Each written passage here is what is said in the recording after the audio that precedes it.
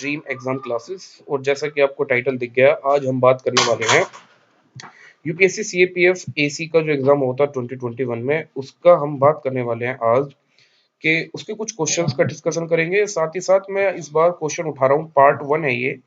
यहाँ पर मैं पॉलिटी के जो 15 क्वेश्चन आए थे दोस्तों, उनकी आपको मैं सॉल्यूशन दूंगा, विद एक्सप्लेनेशन दूंगा। साथ ही साथ मैं आपको पॉलिटी का बेस्ट सोर्स बताऊंगा, जहां से आप अपने एग्जाम के लिए पॉलिटी प्रिपेयर करेंगे विद इन डिसेंट टाइम। मतलब बहुत ज्यादा टाइम भी आपको उसमें वेस्ट नहीं करना पड़ेगा, और आप बहुत ही एक जो आप कहते हैं टू द पॉइंट, आप उसको सीएपीएफ या सीडीएस के लिए टू द पॉइंट आप जीएस करेंगे। आप क्वेश्चंस को देखेंगे तो आपको कुछ एक पैटर्न दिखेगा कि किस सेक्शन से रिलेटेड आपसे क्वेश्चन ज्यादा पूछे गए हैं। तो देखिए, सोर्स क्या है? सोर्स आपको अपना एम लक्ष्मीकांत ही रखना है, जो कि एक अल्टीमेट सोर्स है, क्योंकि वो एक ऐसा सोर्स है जिस पे आप रिलाई कर सकते हैं। अदरवाइज तो बाकी तो कुछ भी हो सकता है सोर्स, लेकिन लक्ष्मीकांत एक बेस्ट सोर्स है। लेकिन आपको लक्ष्मीकांत टू द पॉइंट, बिल्कुल हर चैप्टर नहीं पढ़ना है, बिल्कुल सारे के सारे चैप्टर नहीं करने हैं।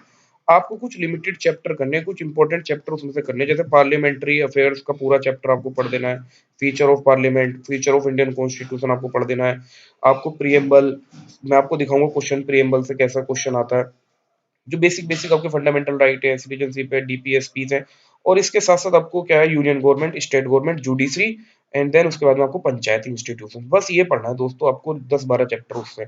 और उसको मल्टीपल टाइम पढ़ना है, क्योंकि आपको देखेंगे क्वेश्चन के यूपीएससी का अपना एक स्टाइल होता है क्वेश्चन पूछने का। वो क्वेश्चंस की लैंग्वेज में घुमाता है, वो क्वेश्चंस के माइनर माइनर से चेंज करता है, और पूरा क्वेश्चन बदल जाता है। अभी आप मैं आपको एग्जांपल में क्वेश्चन भी दिखाऊंगा, जो कि 2021 में 15 क्वेश्चन पूछे गए हैं। और दोस्तों देखिए, आपको थोड़ा-सा लॉजिकली सोचना पड़ेगा। देखो, 15 के 15 क्वेश्चन कोई भी बंदा करेक्ट नहीं कर सकता है, चाहे वो कोई भी हो। 15 आउट ऑफ 15 अगर वो कर रहा है, तो बस मैं 1-2% ही कहूँगा, ऐसे लोग होंगे जो हो सकता है 1-2 क्वेश्चन में तुक्का लग के उनका ठीक हो जाए। लेकिन अगर आप 15 में से 12 क्वेश्चन भी दोस्तों अगर आप करेक्ट करते हैं, 12 क्वेश्चन, तो आप कट ऑफ के बहुत ऊपर चले जाएँगे। अच्छा अटेम्प्ट होता है दोस्तों 15 में से 12, और मैं आपको क्वेश्चन दिखाऊँगा कि आप 11-12 question easily with 100% accuracy attempt कर सकते थे, अपने केवल एम लक्ष्मीकांत को मल्टीपल टाइम पढ़ के। देखिए, 1-2 क्वेश्चन ऐसा रहेगा ही रहेगा आपके एग्जाम में, चाहे वो सीएपीएफ हो, चाहे वो सीडीएस हो, चाहे वो यूपीएससी सिविल सर्विस हो, जहां वो आपको हवा नहीं लगने वाली है उस क्वेश्चन में, पॉलिटी के में। तो ऐसे क्वेश्चन के पीछे अपना ज्यादा टाइम वेस्ट करने के चक्कर में हम मल्टीपल बुक्स पढ़ डालें, हम डीडी बसु पढ़ दें, हम पता नहीं कौन कौन सी बुक पढ़ दें, हम कॉन्स्टिट्यूएंट असेंबली की पूरी स्पीच पढ़ डालें, वो रिसर्च पीएचडी का हमारा मैटर है ही नहीं। हमें तो 1-2 क्वेश्चन के पीछे ज्यादा जज्बाती नहीं होना है, और अपने 12 से 11 क्वेश्चन का टारगेट 100% आप करेक्ट कर सकते हैं लक्ष्मीकांत को पढ़ के। साथ ही साथ देखिए, कुछ क्वेश्चन दोस्तों ऐसे हैं पॉलिटी में जो मेनली आपके करंट अफेयर से भी रिलेटेड हैं। तो करंट अफेयर के लिए देखिए दोस्तों, पॉलिटी का एक ही मात्र सोर्स है। आप क्या करिए, विजन आईएएस का दोस्तों पीटी सीरीज, पीटी 365 निकलता है। तो अगर आप उस विजन आईएएस की पीटी 365 को ले लेंगे, तो आप क्या कर सकते हैं, पूरे ईयर का पॉलिटी उससे कवर कर लीजिए, और उसको बस एक बार पढ़ लीजिए। ठीक है ना? उसको मगअप करने की कोशिश करनी है, आप उसको वर्ड बाय वर्ड नहीं रट सकते। आप उसको ईयरली एक बार पूरा देख लीजिए, और फिर उसको स्टैटिक के साथ आप अपना कनेक्ट करके पढ़िए, तो आपकी बड़ी अच्छी अंडरस्टैंडिंग पॉलिटी की क्लियर होगी। तो मैंने आपको सोर्स बता दिया, एम लक्ष्मीकांत और पीटी 365 विजन आइए। आइए अब देखते हैं कुछ क्वेश्चन, जो 15 क्वेश्चंस थे जो आए थे, और उनमें से अटेम्प्ट करने की कोशिश करेंगे, और कौन से वो 1-2 क्वेश्चन होंगे जो आप लीव कर सकते हैं पेपर में ज्यादा बिना रिस्क लिए। आइए देखते हैं। देखिए, बड़ा सिंपल सा क्वेश्चन है, क्वेश्चन नंबर 17 है ये। इसे पूछा है कि पहले तो सबसे इंपॉर्टेंट चीज देखिए, यूपीएससी यहाँ बहुत खेल करती है, वो पूछता है नोट कि इनमें से भारत के संविधान का मूल अधिकार कौन सा नहीं है, which of the following note of guaranteed fundamental right by the Indian constitution. नहीं पूछा है आपसे नोट।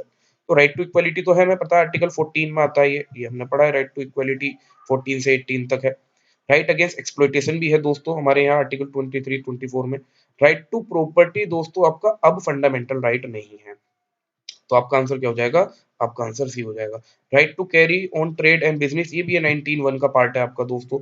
लेकिन राइट टू प्रॉपर्टी आपका पहले फंडामेंटल राइट होता था, अभी ये आपका 44th अमेंडमेंट हुआ था 1978 में, उसके बाद इसको अमेंड करके एक कॉन्स्टिट्यूशनल राइट बना दिया था अंडर आर्टिकल 300A।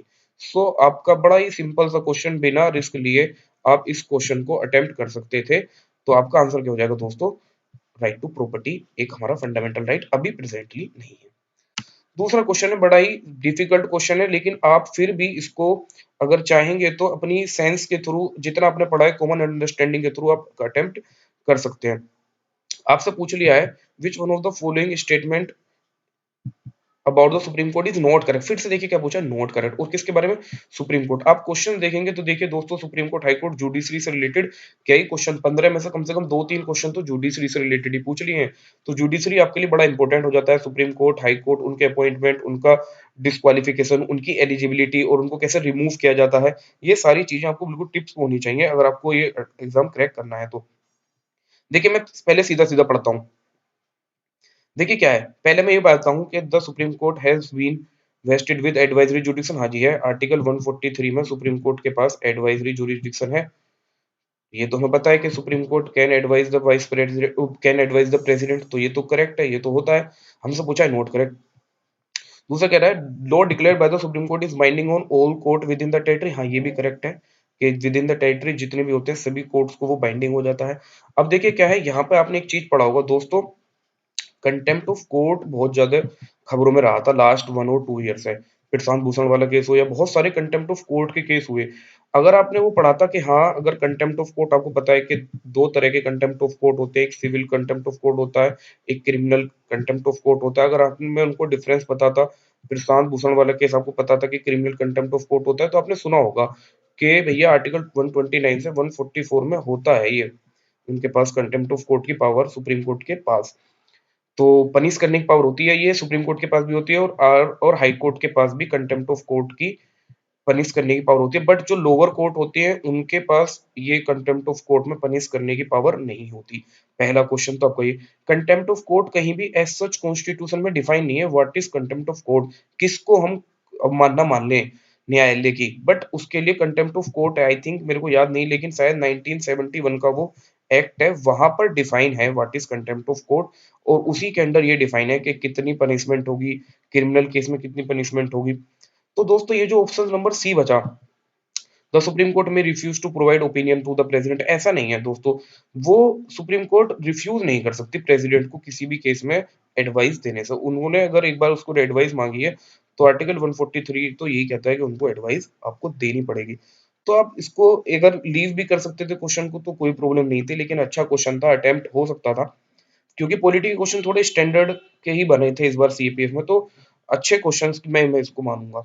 और देखिए अभी तक कोई आंसर की नहीं आई है यूपीएससी सीएपीएफ की फाइनल आंसर की, तो हम अपनी अंडरस्टैंडिंग के हिसाब से अभी तक जो बेस्ट सूटेड हमें ऑप्शन लगता है वही हम लगा रहे हैं।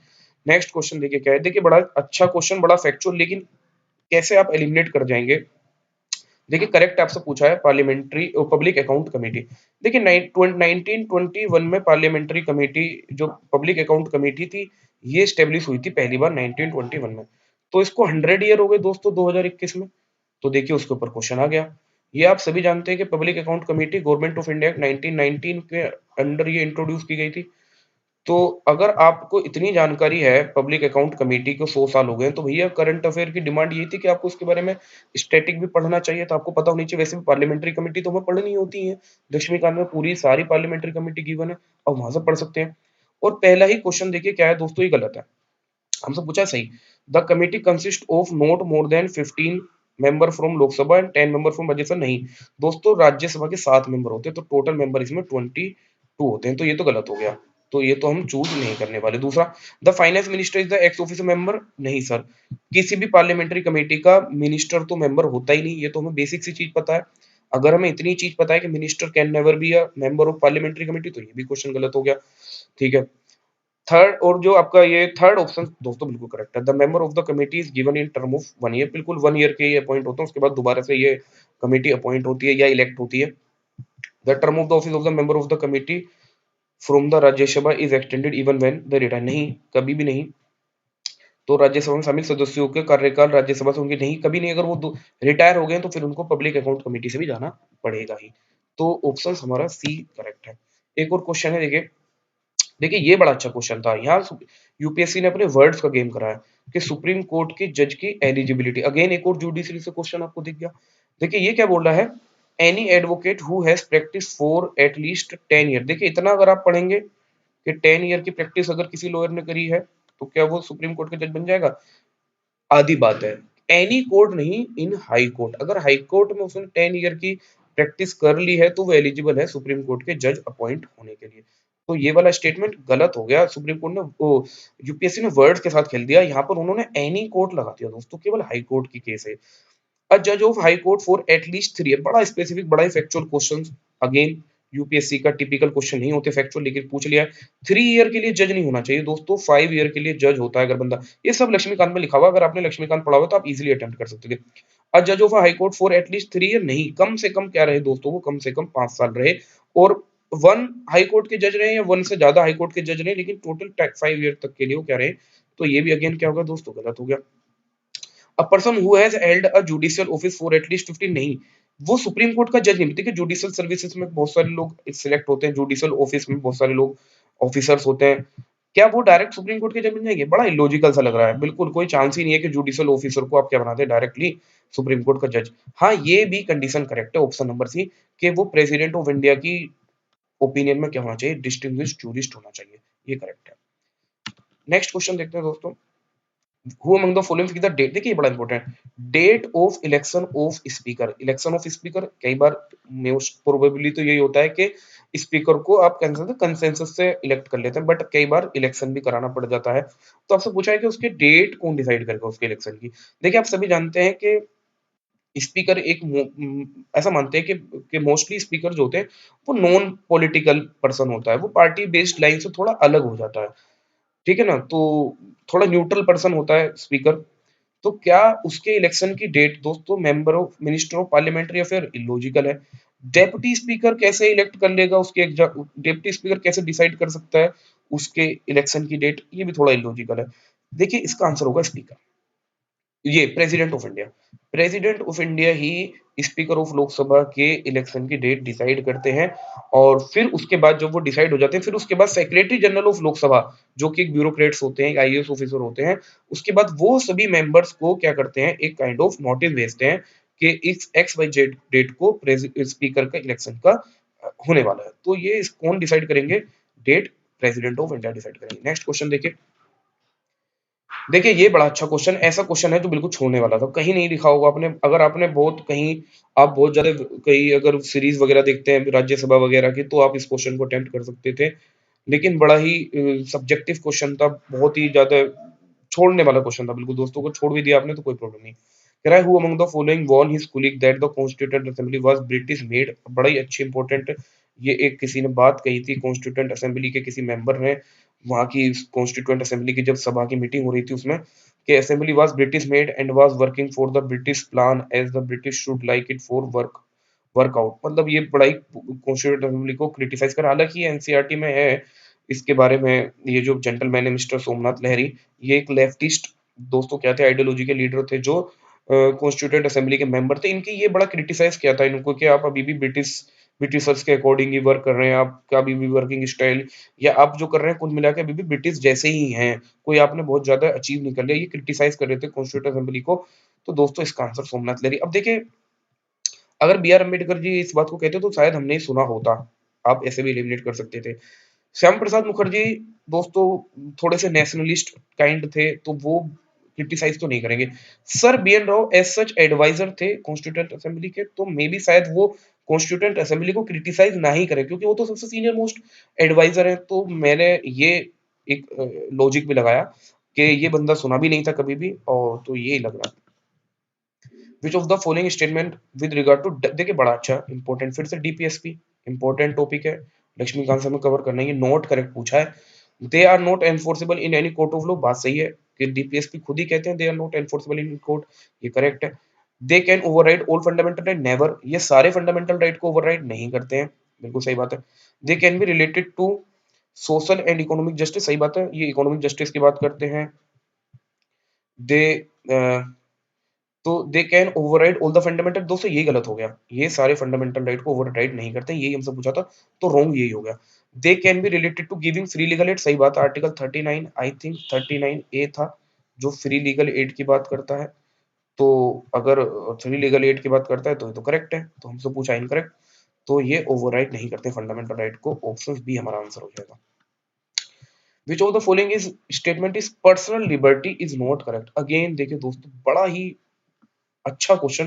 डिफिकल्ट क्वेश्चन भी है, लेकिन ऑप्शंस ने इस क्वेश्चन को बड़ा आसान बना दिया दोस्तों।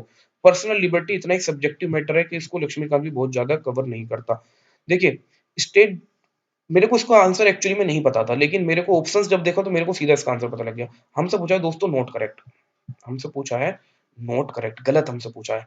तो हमसे पूछा है state does not have the authority to deprive any person within the territory of India of his her personal liberty without any reasonable basis. नहीं, सही बात है, ये बात सही है कि स्टेट किसी भी पर्सन को उसकी पर्सनल लिबर्टी से डिप्राइव नहीं कर सकता एक्सेप्ट के कोई रीजनेबल बेसिस हो, कोई रीजनेबल रिस्ट्रिक्शंस उसके ऊपर लग सकती हैं। और वो जो रीजनेबल रिस्ट्रिक्शंस लगेंगी आपकी पर्सनल लिबर्टी के ऊपर, वो अकॉर्डिंग टू लॉ होनी चाहिए। ये बात भी सही है। हैबस कॉर्पस एक ऐसा तरीका है जिससे आप किसी भी इंडिविजुअल की पर्सनल लिबर्टी को इंश्योर कर सकते हैं, सिक्योर कर सकते हैं। ये काइंड ऑफ रिट होती है, आपने पढ़ी होगी। ये स्टेटमेंट दोस्तों गलत है, यही हमारा आंसर है कि ए के गोपालन versus state of Madras case है ये। दोस्तों इस केस में ड्यू प्रोसेस ऑफ लॉ की बात नहीं करी गई थी, वेरी इंपॉर्टेंट। ये जो वर्ड है ड्यू प्रोसेस ऑफ लॉ दोस्तों, ये तो बहुत बाद में आया था। इसके 1978 में मेनका गांधी केस था, वहां पर ये ड्यू प्रोसेस ऑफ लॉ की जो जुडिशियल रिव्यू करने का तरीका था, ये तब आया था। तो ए के गोपालन केस में ये हमारा इशू था ही नहीं ड्यू प्रोसेस ऑफ लॉ को इम्प्लीमेंट करने के लिए। तो हमसे पूछा इनकरेक्ट, तो हमारा आंसर क्या हो जाएगा दोस्तों, डी हो जाएगा। प्रियम्बल के बारे में देखिए फिर से, ऐसा क्वेश्चन कोई बन ही नहीं सकता कोई पेपर में, पेपर का एक भी ऐसा क्वेश्चन नहीं हो सकता कि वो प्रियम्बल के बारे में ना पूछे। प्रियम्बल के बारे में आपसे दोस्तों पूछता ही है। आपसे पूछा है कि which one of the following statement with regard to the preamble to the constitution of India is not correct. फिर से क्या पूछा, नॉट करेक्ट। इसको बिल्कुल अंडरलाइन कर लेना एग्जाम में, नॉट करेक्ट आपसे पूछा है। The term secular democratic republic was not there in the preamble originally. क्या जो हमारा ओरिजिनल प्रियम्बल था उसमें सेकुलर डेमोक्रेटिक रिपब्लिक वर्ड नहीं थे? नहीं, इनकरेक्ट है ये। वहां पर डेमोक्रेटिक वर्ड भी था, रिपब्लिक भी था, सॉवरेन भी था, लेकिन दोस्तों सेक्युलर वर्ड नहीं था। सेक्युलर वर्ड ओरिजिनली हमारे प्रियम्बल में नहीं था। ये 1976 में जो 42nd अमेंडमेंट एक्ट हुआ था दोस्तों, उसमें ये ऐड किया गया था। 3 वर्ड थे, आपको याद होंगे, बिल्कुल रटे हुए होंगे, सोशलिस्ट, सेक्युलर एंड इंटीग्रिटी। तो ये हमारा क्या हो गया, गलत हो गया। क्या सेकंड में कह रहा है the preamble contain the basic structure? हाँ जी, बिल्कुल basic structure of the constitution का पार्ट है। It is not enforceable in the court of law, बिल्कुल सही बात है। The Supreme Court has that the preamble can not be considered as an aid to the legal interpretation of the constitution where the language is ambiguous. सही बात है कि अगर कहीं पे कॉन्स्टिट्यूशन के किसी प्रोविजन को लेकर अगर कंफ्यूजन है तो आप प्रियम्बल के थ्रू उसको डिकोड कर सकते हैं। प्रियम्बल आपकी हेल्प करती है उसको समझने में, इंटरप्रेट करने में। तो हमसे पूछा था इनकरेक्ट दोस्तों, option number A he incorrect है। अब देखिएगा कि क्या एक पैटर्न है यूपीएससी में क्वेश्चन पूछने का। वो टफ क्वेश्चन में आपको कुछ ना कुछ हिंट दे जाते हैं, ठीक है ना। वो बस आपको उस पैटर्न को समझना है कि एग्जाम के कोई एक कीवर्ड है, बस वही आपको एग्जाम को क्रैक कराएगा। फंडामेंटल राइट, अगेन डीपीएसपी से भी क्वेश्चन आया है। देखिए दोस्तों, प्रेमबल से भी क्वेश्चन आया है दोस्तों। देखिए फंडामेंटल राइट के ऊपर भी क्वेश्चन आया है। तो जुडिशरी से भी क्वेश्चन आया है। ये सारे गिने चुने 10-12 टॉपिक हैं जो एनसीआर, जो आपको लक्ष्मीकांत से पढ़ने ही है, और आप 15 में से 11-12 क्वेश्चन अटेम्प्ट कर लेंगे। फंडामेंटल राइट के बारे में पूछा है, नॉट करेक्ट पूछा है हमसे कि किसी इंडिविजुअल को कौन सा फंडामेंटल राइट प्रोवाइड नहीं होता। Protection against prosecution and punishment for the same offence more than one. सही बात है, आपने पढ़ा होगा, एक होता है डबल जेओपार्डी करके की चीज होती है कि आप सेम क्राइम के लिए किसी बंदे को 2 बार किसी कोर्ट ऑफ लॉ में पनिश नहीं कर सकते। डबल जेओपार्डी वाला, तो ये बात तो है, ये तो प्रोवाइड करता है, ये तो करेक्ट है। हमसे पूछा इनकरेक्ट। टू देखिए फिर क्या कह रहा है ये, act as a witness against himself और हरसेल्फ। ये बात भी सही है कि आप सेल्फ इंक्रिमिनेशन, आप खुद ही अपने अगेंस्ट एविडेंस नहीं दे सकते किसी से फोर्सफुली, ठीक है ना।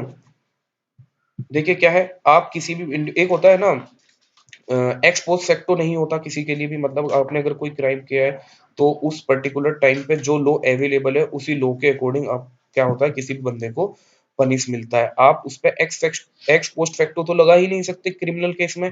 सिविल केस में एक्स पोस्ट फैक्टो लग सकता है। तो विटनेस, सेल्फ इंक्रिमिनेशन एविडेंस भी नहीं दे सकता खुद अपने खिलाफ कोई बंदा। तो क्या बचा दोस्तों, यही कि यही हमारा क्या है, इनकरेक्ट है। To refuse to give his or her sample of handwriting as evidence to support a prosecution against him or her. देखिए मेरे को ये 3 ऑप्शन बिल्कुल करेक्ट बताते, तो मैंने इसी एक के अकॉर्डिंग क्या लगा दिया, ऑप्शन बी आंसर हो गया। नेक्स्ट क्वेश्चन कह रहा है, the constitution of India contain the provision for the constitution of municipality. Municipality जानते हैं आप, लोकल गवर्नमेंट की बात चल रही है, अर्बन लोकल गवर्नमेंट और आपका रूरल लोकल गवर्नमेंट। तो पूछा है कि अर्बन लोकल गवर्नमेंट म्युनिसिपैलिटी में हर स्टेट में क्या नहीं होगा, नगर पंचायत ये दोस्तों पार्ट होता है म्युनिसिपैलिटीज का, मतलब अर्बन गवर्नमेंट का ही पार्ट होता है, अर्बन लोकल गवर्नमेंट। आपने सुना होगा ना, नगर पंचायत होती है, फिर उसके बाद एक नगर पालिका होती है, फिर उसके बाद एक नगर निगम होता है। देखिए, नगर पंचायत जो छोटा अर्बन एरिया होता है, फिर उससे बड़ा जो अर्बन एरिया होता है दोस्तों, उसे कहते हैं म्युनिसिपल काउंसिल। बिल्कुल करेक्ट है दोस्तों ये। उससे बड़ा एरिया जिसे कहते हैं नगर पालिका परिषद। फिर उसके बड़ा सबसे बड़ा होता है दोस्तों क्या, म्युनिसिपल कॉर्पोरेशन। जैसे आपका दिल्ली म्युनिसिपल कॉर्पोरेशन होता है, जैसे आपका बड़े शहर जो बड़ी सिटीज हैं वहां पे क्या होता है दोस्तों, म्युनिसिपल कॉर्पोरेशन होता है। ठीक है, ये सर दोस्तों कोई वर्ड ही नहीं होता अर्बन पंचायत, ये क्या वर्ड है, ये तो कुछ नहीं होता। ठीक है, तो यही था हमसे। The constitution contain no provision, भैया नो, अर्बन पंचायत का कोई प्रोविजन नहीं है। नेक्स्ट देखिए बड़ा, फिर से ये भी एक यूपीएससी ने अपने स्टाइल से हट के क्वेश्चन पूछ लिया। एक फिर से किसी की कोट दे दी और पूछ लिया ये कोट किसकी है। ये तो दोस्तों पढ़ी हुई होती है हमारी, बड़ी इंपॉर्टेंट ये कोट कही थी डॉक्टर बी आर अम्बेडकर की। ये बात थी, उन्होंने कहा था on 26 of January 1950 we are going to enter. देखिए आप पढ़ के भी खुद भी अंदाजा लगा सकते हैं, we are going to enter a life of contradiction, विरोध होगा बहुत ज्यादा। ठीक है ना, अंतर्विरोध। In politics we will have equality, politics में तो हमें इक्वालिटी है।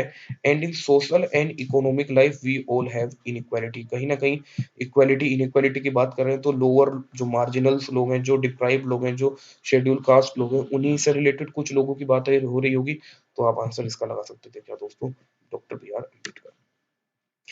देखिए ये क्या है, which of the following power has not been conferred on the president, president की इनमें से क्या पावर नहीं। देखिए फिर से अगेन प्रेसिडेंट, मैंने आपको बताया ही दोस्तों, आपको लिमिटेड ही चैप्टर पढ़ने हैं लक्ष्मीकांत से। आपको प्रियम्बल पढ़नी है, आपको फंडामेंटल राइट, डीपीएसपी, सिटीजनशिप पढ़ना है, आपको पार्लियामेंट के बारे में पढ़ना है, आपको दोस्तों फीचर ऑफ इंडियन कॉन्स्टिट्यूशन पढ़ने हैं, अर्बन ओ आपको दोस्तों क्या कहते हैं, यूनियन गवर्नमेंट और state government, judiciary, urban local government, rural local government, यानी पंचायती राज सिस्टम मान लीजिए, और आपका पूरा ये पॉलिटी का कवर हो जाएगा मोस्टली।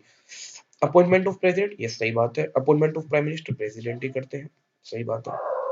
प्राइम मिनिस्टर हमारे यहाँ पे इलेक्ट नहीं होते, अपॉइंट होते हैं। ठीक है, दूसरी चीज है, to decide at his or her discretion any question regarding disqualification of the member of parliament.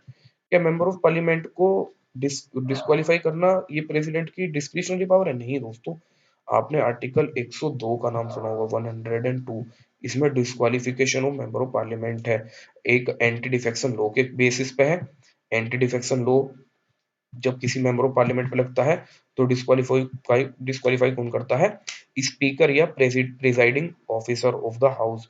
लेकिन अगर उसके ऊपर ऑफिस ऑफ प्रॉफिट या कुछ ऐसा इशू होता है तो दोस्तों उसको डिस्क्वालीफाई करता है प्रेसिडेंट। लेकिन वो प्रेसिडेंट की डिस्क्रिशनरी पावर नहीं है, वर्ड डिस्क्रिशन गलत दे दिया दोस्तों, डिस्क्रिशनरी पावर नहीं है, वो इलेक्शन कमीशन ऑफ इंडिया के एडवाइस पे काम करता है। तो क्या हो गया, ये ही गलत हो गया, यही हमारा आंसर आंसर हो गया। ठीक है ना, to grant pardon to person who has been punished by court martial, बिल्कुल कोर्ट मार्शल के केस में भी दोस्तों प्रेसिडेंट के पास पावर होती है कि वो अपनी पार्डनिंग पावर का यूज कर सकता है। और सिंपल सी बात है, हाई कोर्ट के जज या सुप्रीम कोर्ट के जज को भी रिमूव कौन करते हैं, रिमूवल प्रोसेस के बाद अल्टीमेटली प्रेसिडेंट ही उसको रिमूव करते हैं। नेक्स्ट क्वेश्चन है, देखिए क्या बोर्ड, देखिए मेनका गांधी केस, अगेन फिर से ड्यू प्रोसेस ऑफ लॉ आपने पढ़ा होगा तो आपको आ गया होगा यार। 1978 1978 में, देखिए ये केस तो बहुत पढ़ते हैं नॉर्मली जो लोग तैयारी करते हैं, तो कोई बहुत डिफिकल्ट क्वेश्चन नहीं था। ये मेनका गांधी का केस एक्चुअली में कुछ ऐसा था कि मेनका गांधी जी का पासपोर्ट एक्चुअली में क्या कर लिया था, जब्त कर लिया था पासपोर्ट अथॉरिटी ने, जो रीजनल पासपोर्ट ऑफिसर होते हैं। 1976 में उनको पासपोर्ट मिला था, पासपोर्ट लेकिन उनको बाद में जब्त कर लिया। ऐसा नोटिस आ गया कि आप अपना पासपोर्ट सबमिट कर दीजिए। अब ये तो किसी बंदे की अगर आपने, ये तो एक काइंड ऑफ उसके फंडामेंटल राइट का वोलेशन है भाई, उसको तो आपने कहीं फॉरेन अगर टूर पे जाना है तो आपने उसको डिप्राइव कर दिया। उसी के अगेंस्ट ये क्या था दोस्तों केस था। तो क्या इसमें the right of life under article 21 does not include right to die, ये कुछ इसका आंसर हो सकता है क्या, अगर आपको मेनका गांधी केस का अगर आपको आइडिया पता है। It was held that article 19 and article 21 was not water tight compartment, it was held that law common article 21 may not be satisfied the requirement. ये दोस्तों बड़ा ही अजीब सा था, इसका कोई आंसर अभी हमें फिक्स पता नहीं है, क्योंकि यूपीएससी ने भी इसके आंसर की नहीं डाली है। बट ये हमें पता है कि मेनका गांधी केस का बैकग्राउंड क्या था। मेनका गांधी केस का बैकग्राउंड ये था कि आर्टिकल 21 से और आर्टिकल 19 से और आर्टिकल दोस्तों आपका क्या कहते हैं 14 से रिलेटेड था वो।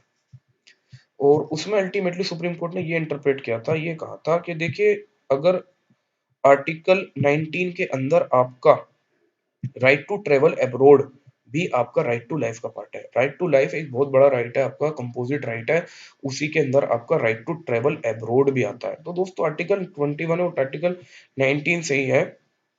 तो it was held that a law coming under article 21 may not satisfy the requirement of article 19। ये इसका आंसर होगा कि आर्टिकल 19 के अंदर आप उसके ऊपर कोई रिस्ट्रिक्शंस नहीं लगा सकते, रीजनेबल रिस्ट्रिक्शंस। आर्टिकल 21 बिल्कुल क्या है, थोड़ा सा उससे ऊपर है, सुप्रीम। ये था दोस्तों क्वेश्चन नंबर 46। ये भी थोड़ा अच्छा क्वेश्चन था। विच one of the following power of the Supreme court is also conferred on high court.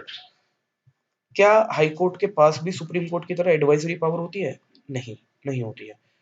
Power of court of record नहीं होती, ये भी सुप्रीम कोर्ट की ही होती है।